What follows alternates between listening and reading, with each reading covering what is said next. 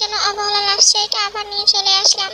চেয়েছিলাম ওইটা কলকাল love story শেষ হওয়ার পরে দেব, কিন্তু তোমরা সব ভিডিওতেই কমেন্ট করছো অবহেলা লাভ স্টোরিটার জন্য, তাই এটা নিয়ে আসলাম।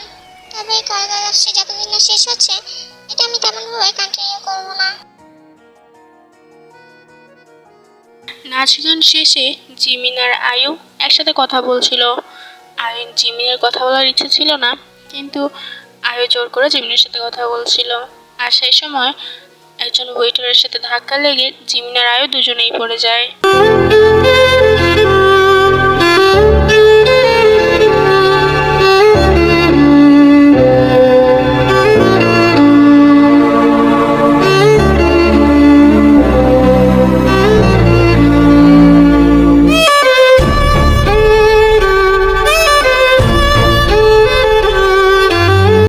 জিমিন ভির হাত না ধরে চায়ের হাত ধরে উঠেছে, যেটা দেখে ভির একটু রাগ হয়।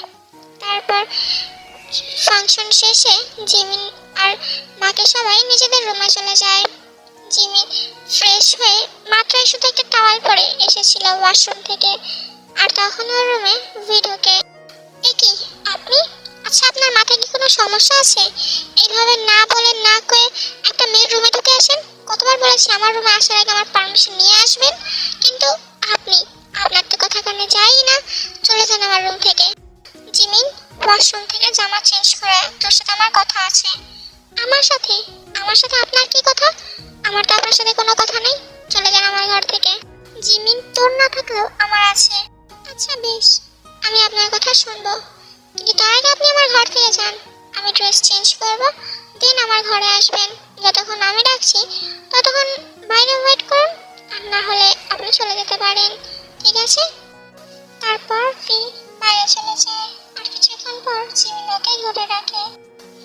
বলো, কি এমন কথা বলতে চান আপনি? যখন তুই আর ওই আয়ু পড়ে গেছিলি, তখন তুই আমার হাত না ধরে চায়নার হাত ধরে কেন উঠেছিলি? বারে, এ কেমন কথা? ও হাত বাড়িয়ে দিয়েছে তাই আমি ওর হাত ধরে উঠেছি। আপনার কি এতে কোনো প্রবলেম আছে নাকি? হ্যাঁ, প্রবলেম তো অবশ্যই। হাত তো আমিও বাড়িয়েছিলাম, ওই আমার হাত তো ধরে না। ও যখনই হাত বাড়িয়ে দিল তখনই ওর হাত ধরে টানাটা লাগলো। আমি জানতাম আমার জীবনে আপনি যেমন সবার প্রথমে ছিলেন, ঠিক তেমনই হয়তো বা আমিও আপনার জীবনে সবার প্রথমে থাকবো। কিন্তু না, তা তো হয়নি। আপনার জীবনে আমার আগে আয়ু আছে, তার কারণে তো আপনি আমাকে ওঠানোর আগে আয়ুকে উঠিয়েছেন। তা ভালো, আমি যখন আপনার ফার্স্ট প্রায়োরিটি না, তাহলে আমারও আপনাকে ফার্স্ট প্রায়োরিটি রাখাটা উচিত হবে না। তাই ইয়োনো যখন হাত বাড়িয়ে দিল আমি ওর হাত ধরে উঠে পড়েছি, আর এটা আমার ইচ্ছে ছিল, তাই হয়েছে। এখন আপনার প্রশ্নের উত্তর পেয়ে গেলে আপনি যেতে পারেন। আমার সাথে আপনার আর কোনো কথা নেই। ভালো হচ্ছে না জিমিন, ভালো হচ্ছে না। তুই দেখিস এই চায়নার সাথে এসব মেশার জন্য তোকে অনেক বড় শাস্তি না ভোগ করতে হয়। ঠিক আছে, আমি আপনার শাস্তি মাথা পেতে নেব, কিন্তু দেখেন সেই শাস্তির ফল যেন আমার আপনাকেও না ভোগ করতে হয়। সকালে যে যার মতো ব্রেকফাস্ট করছিল, আর তখন সেখানে জিমিন এসে সবার সাথে ব্রেকফাস্ট করতে বসে। কি রে, কি হয়েছে তোর? শরীর খারাপ নাকি? কলেজে যাবি না? না, আমি একদম ঠিক আছি। আজকে এমনি কলেজে যেতে ইচ্ছে করছে না। আচ্ছা মা, তোমরা গ্রামে কবে ফিরছো? কিছুদিন পরেই ফিরবো। কেন? আমিও তোমাদের সাথে গ্রামে ফিরে যেতে চাই। সবসময় আমি গ্রামেই পড়াশোনা করেছি, তাই এখানে আমার মন বসছে না। তাই আমি ওখানে চলে যাই, ওখানেই কোনো একটা কলেজে ভর্তি হয়ে যাব। আচ্ছা ঠিক আছে, তোর বাবা শুনলেও খুব খুশি হবে। জিমিনের যাওয়ার কথা শুনে সুগা এবং ভি দুজনেই অবাক হয়। তোর ওইভাবে যাওয়ার ডিসিশন নিল কেন? সেখানে নাম শোনার জিহব ছিল না কি? আমাদেরকে রেখে এখানে কি কথা হচ্ছে? আমরাও একটু শুনি। তেমন কিছু না, তোমরা দুজন আগে খেতে বসো তো। হ্যাঁ বসছি, কিন্তু জিমিন আজকে কিন্তু তোমার কলেজে যাওয়া চলবে না, ঠিক আছে? কিন্তু কেন কলেজে যাবে না বাবা? ও বলছে আজকে কলেজে যাবে না, আবার তুমিও বলছো ওকে কলেজে যেতে বারণ করছো। কিন্তু কেন? হয়েছেটা কি? হয়েছে এই যে আজকে আমার এই ছোট্ট মেয়েটাকে পাতাবাঁকা দেখতে আসবে।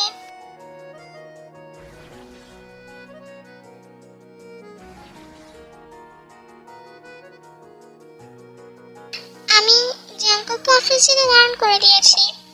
তুই আজ যাস না, বাড়িতেই থাক। এত সব আয়োজন বুঝতেই তো পারছিস। সরি বাবা, আমার যেতেই হবে। আচ্ছা, ও না হয় এখন চলে যাক, বিকেলে তাড়াতাড়ি চলে আসবে। তারপর হসপিটালে চলে যায় এবং ওর বাবার কথা মতনই বিকেলে তাড়াতাড়ি চলেও আসে। জিমিন নিজের ঘরে রেডি হচ্ছিল আর তখন সেখানে যায়। জিমিন, তুই পাত্রপক্ষের সামনে যাবে না। আপনার কথা মতো নাকি? আমার ঘরে কেন এসেছেন? এত কথা বলার পর আপনার লজ্জা হয় না? আচ্ছা জিমিন, তোর কি হয়েছে বলতো? তুই কাল থেকে আমার সাথে এরকম আজব বিহেভ কেন করছিস? তুই তো এমন করতিস না। কি দোষ করেছি আমি? তাই? আচ্ছা, আপনার মনে হয় যে আপনি কিছু করেননি? আপনার কোনো দোষ নেই? মনে হলে আমার কিছু বলার নেই।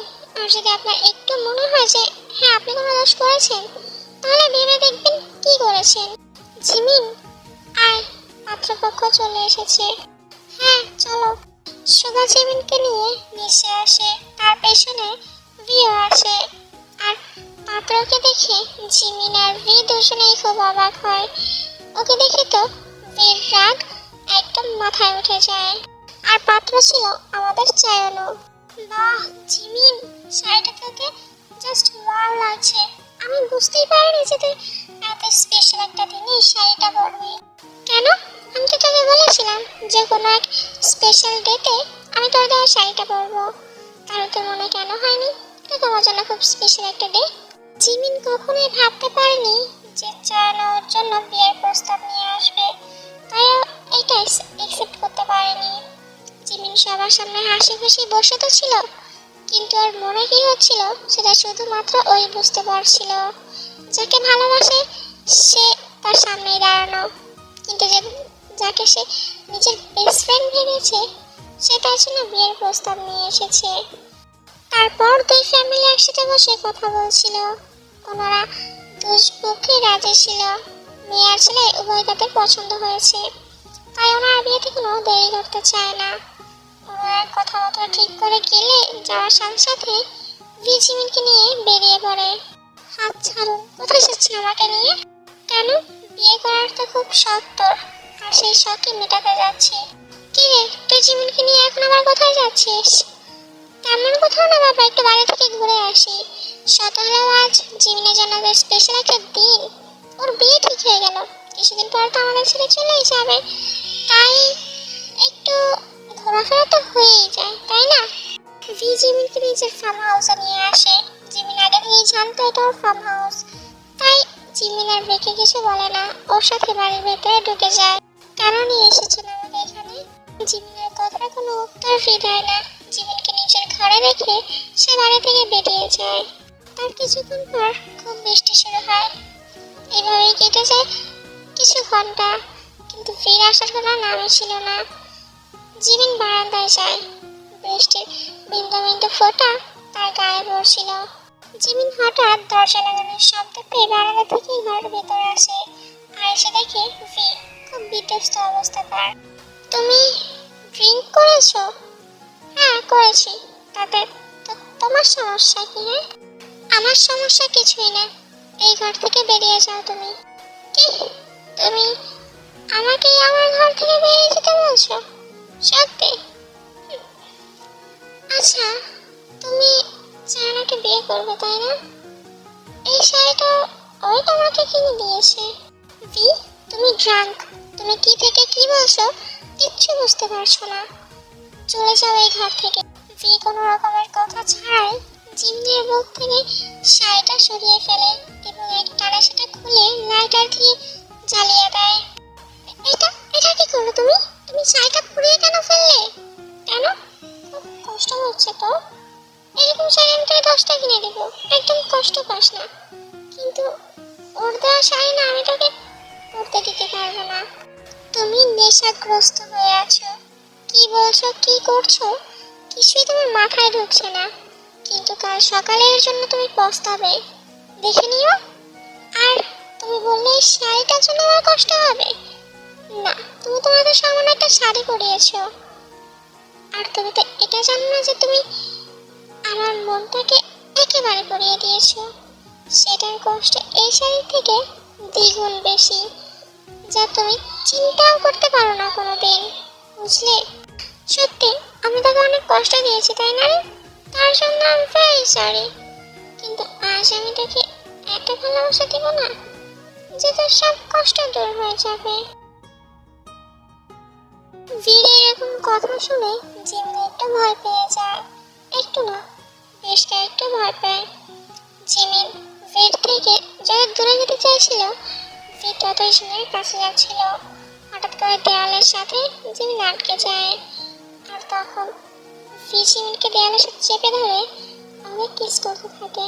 কিস বললে ভুল হবে, কামড় দিচ্ছিল।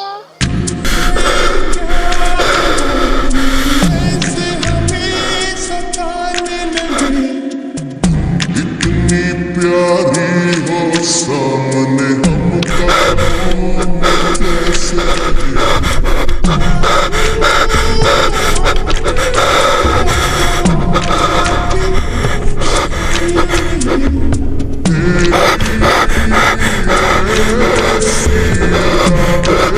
तो फिदा हम हैं।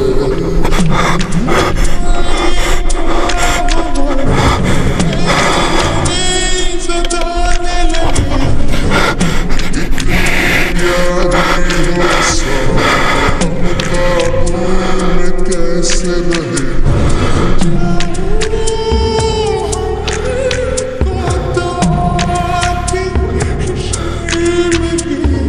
तेरी ऐसी अदा पे तो फिदा हम हैं।